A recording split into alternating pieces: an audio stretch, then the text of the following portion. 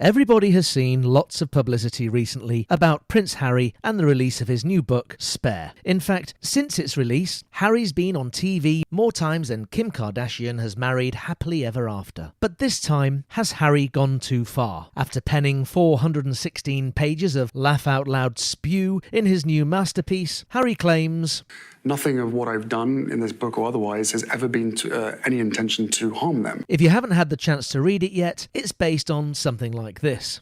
I did not have sexual relations with that woman, Miss Lewinsky. His damaging revelations of his own family, selling them out to the highest bidders, have now been superseded by more lies. It's no wonder that the latest opinion polls showed that almost 2/3 of Britons now have a negative view of an ex-prince who was once one of the most popular royals in the country, other than Andrew, of course. Harry is about as popular as, in his own words, a frostbitten todger. His shamelessness knows no bounds, nor does his entitlement, arrogance, and chronic sense of victimhood. His stories have more holes than a chunk of Emmental cheese. Without doubt, the most dangerous lie that they have told is that I somehow boasted about the number of people that I killed in Afghanistan.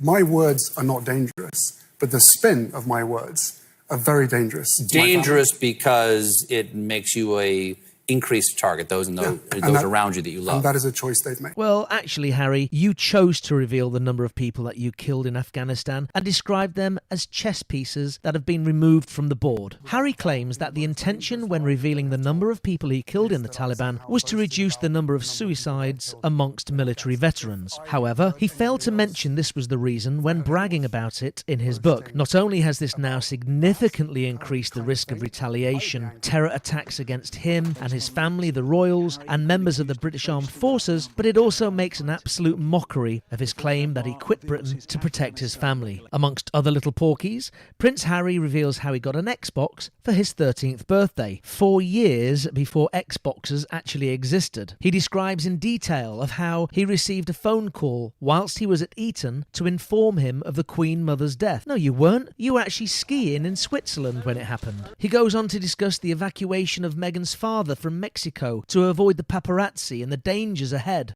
In that case, we told him, leave Mexico right now. A whole new level of harassment is about to rain down on you, so come to Britain. Now, Air New Zealand, first class, booked and paid for by Meg. But hold on. Firstly, Air New Zealand doesn't offer first-class tickets from Mexico to the UK. And secondly, they don't even fly from Mexico to the UK. And the more I listen to Harry reading his own transcripts, starts to remind me of somebody else narrating their own words. To help cook at a wedding and serve food that you won't see anywhere else in Cambodia. Unique to this tribe, so God knows what's in store. First, a helicopter ride.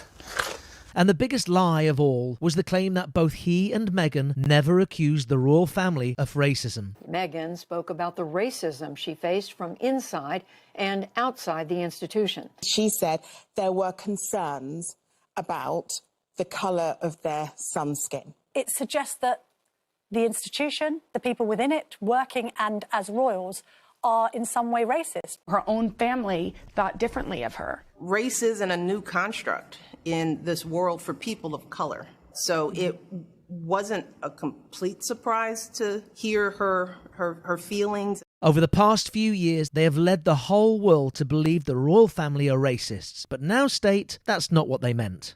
There are several conversations. There's a conversation with you, with Harry, about how dark your baby is going to be? potentially, and what that would mean or look like. Ooh. That conversation I am never going to share. But at the time it was awkward. I was a bit shocked. Can you tell us what the question was? No. I'm not comfortable sharing that. What a load of disingenuous tripe. We're all beginning to understand why our late Queen Elizabeth II said, "Recollections may vary about the racism smears." This may be the biggest selling questionably non-fictional book ever, and the financial rewards are everything Harry has dreamed of, but with it, he's made a treacherous bed and should lie in it, just like he lies about everything else. Please subscribe to The Richard Cranium Show. Thanks for watching.